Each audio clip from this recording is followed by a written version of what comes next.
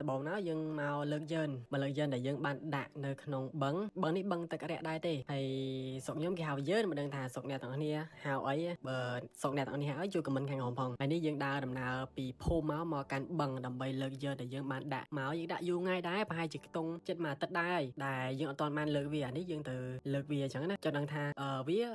បានត្រីឬមិនបានត្រីហើយនេះយើងមកគ្នា3នាក់ដោយសារតែមកម្នាក់អត់ចេះចែវអញ្ចឹងដល់មកគ្នា3នាក់ដើម្បីជួយចែវព្រោះអត់ចេះចែវអានេះក៏នាំអាសម្បូរមកតាមពេកចង់ឲ្យមកតាមហ្មងទៅតែឲ្យចាំកន្លែងនេះគឺជាទស្សនភាពនៅក្នុងបឹងនេះបឹងក្រោយផ្ទះដែរទេតែ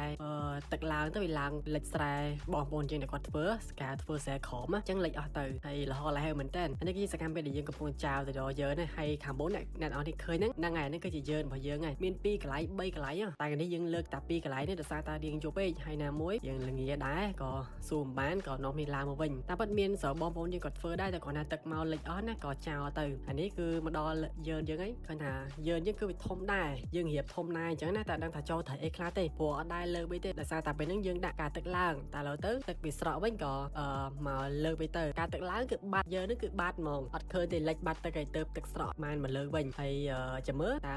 ជាប់ឬមិនជាប់ហើយបានត្រីប្រមាណដែរឬក៏អំបិលទៅផ្ទះវិញអាហ្នឹងយើងចាំមើលទាំងអស់គ្នាតទៀត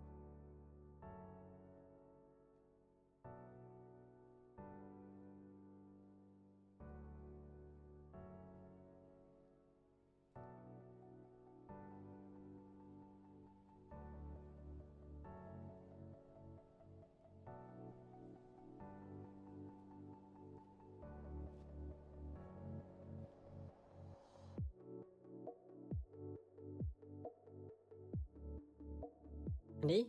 ជាសកម្មភាពដែលយើងចោះលើកយើងតាមដឹងថាលើកបានទេដំបូងថាលើកលើទូកអត់ចោះទេតែមើលទៅពិបាកពេកសិនអ្នកអត់មានជំនាញអញ្ចឹងក៏ចោះតែម្ដងទៅហើយការចោះនេះបងប្អូនគឺទឹករយៈទេកាលពីមុនទឹកវាឡើងយើងមករួចដោយសារតែណាមួយខ្លាចទឹកជ្រៅដែរអញ្ចឹងទៅក៏នាំគ្នាមកទឹករយៈនេះ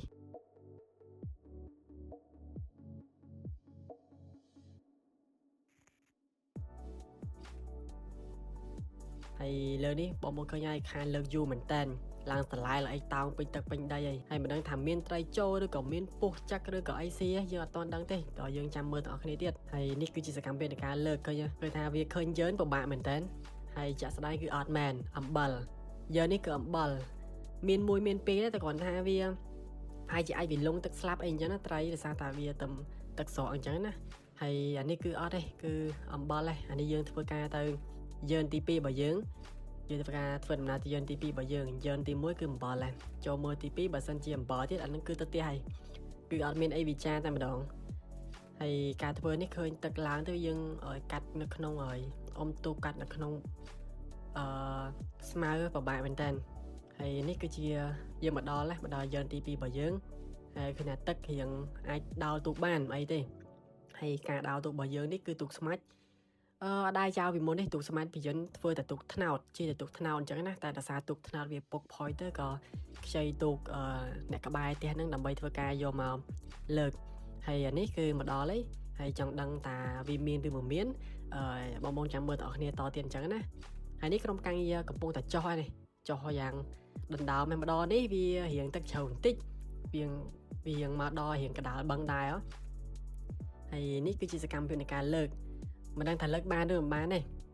ហើយសភាពបងប្អូនមើលទៅឃើញហើយសិតតែស្លែសិតតែភក់ទាំងអស់អត់ដែររស់អត់ដែរអីទេយ៉ាងច្រើនទុកតែមកទៅផុយហើយដោយសារតែពេលនឹងទឹកឡើងហើយយើងនេះវាមានត្រីដែរវាមានត្រីគួរសមហើយការលើកត្រីនេះសិតតែអ្នកអត់សូវលើកពីមុនមកទេដោយសារតាតាពីយន្តតាគាត់អ្នកដាក់ដល់ពេលតាគាត់រវល់អត់បានមកគាត់ក៏ឲ្យពួកខ្ញុំមកដាក់ទៅហើយបងប្អូនឃើញមានត្រីមានកូនទៅអូមានដល់ពោះទៀតអញ្ចឹងមានន័យថាយើងនេះគឺអូខេអត់អំបិលទេយើងបានទឹកមាត់លេវិញហើយឃើញថាឃើញត្រីចូលច្រើនបងប្អូនឃើញចូលច្រើនមែនតើហើយការចូលនេះគឺពីយន្តត្រីតាត្រីចវាត្រីខ្ទុះអីហ្នឹងឯងបើសិនមានត្រីធំទេបើសិនជាចូលត្រីធំក៏អត់នេះដែរដោយសារតែខាងលើគឺគេដាក់យកអស់អញ្ចឹងណាហើយនេះគឺជាការតម្លាក់ត្រីមកឲ្យបងប្អូនឃើញហើយត្រីនេះការខ្ញុំនឹកពីក្មេងៗណាពីចឹងរៀងទូជាងហ្នឹងបន្តិចយើងយកទៅកប់ជាមួយនឹងម្រះព្រៅហើយឃើញថាឆ្ងាញ់មែនតើកប់ឆ្ងាញ់មែនតើហើយឥឡូវនេះមិនដឹងថាយកទៅ យាយក៏ធ្វើអីម៉ែក៏ធ្វើអីអត់ដឹងទេតែមកយកមកលើកឲ្យគាត់សិនយើងនឹងទៅមើលវីដេអូបន្តទៀតថាយើងនឹងទៅលើកយកមួយណាទៀត